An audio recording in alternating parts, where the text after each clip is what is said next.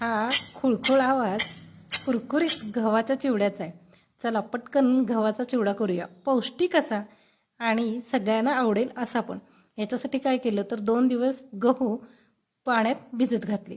त्यानंतर 2 दिवसानंतर चाळणीमध्ये काढून घेतले आणि अर्धा तास फक्त पसरून ठेवले. त्यानंतर एक कढई तापत ठेवली आणि तापलेल्या कढईमध्ये असे गहू भाजून घेतले. बघा थोडासा वेळ जातो कारण ओलसर असतात.